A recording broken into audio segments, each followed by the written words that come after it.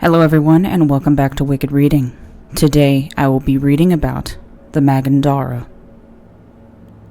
Bicolano myths paint the Magindara in extremes. They are either said to be guardian deities of Bicolano fishermen, or Aswang in Dagat, who will eat adult humans but do not harm children, a sharp difference from Tagalog Sirens myths that show children as their preferred sacrifices.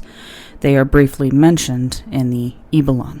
Beautiful but vicious creatures of the sea, they have colorful, sharp scales and enchanting voices that can lure fishermen to their deaths or draw them to their rescue. Some believe that the Magindara can summon Aswang at will. Here are the Bicolano stanzas containing mention of the Magindara, translated to Bicolano in English from the Spanish text. The serpents whose voice did enthrall, like the Sirens' tempting call, in Hantic's wide, cavernous hall, forever they were buried, all. How many times without a rest he searched her into the woods. He thought that what had lured him on, believing the voice of a siren there. A Magindara tale.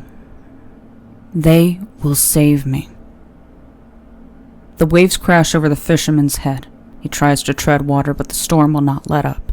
Thousands upon millions of raindrops batter the ocean's shapeless form, but he knows they will pass.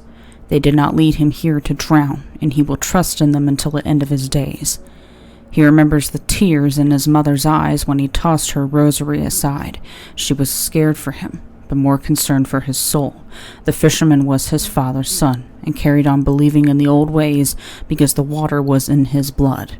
His mother begged him to trust his Savior, their Savior, the one she had raised him to remember in love and light. But he couldn't listen to her.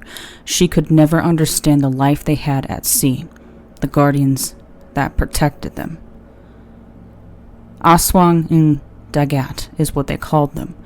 They say that the spirits lured fishermen into the water with their songs to drown and eat them.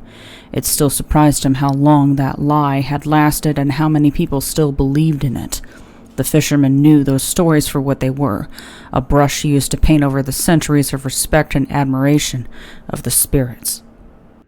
There was nothing he could do, though. The years had changed what people turned to in their times of need. There were no more offerings by the sea or prayers to the waves. What was left was him, the last son of a dying belief. The fisherman's arms are getting weak now. His body is finally surrendering to the endless onslaught of the waves and the rain. He thinks back to his mother and stays firm in his conviction. His lips release one final prayer before his head goes beneath the waves. The water will lead me home. I will trust in you. O spirits of storm and sea, the darkness will turn into light. The waves will calm. I will be with the sea.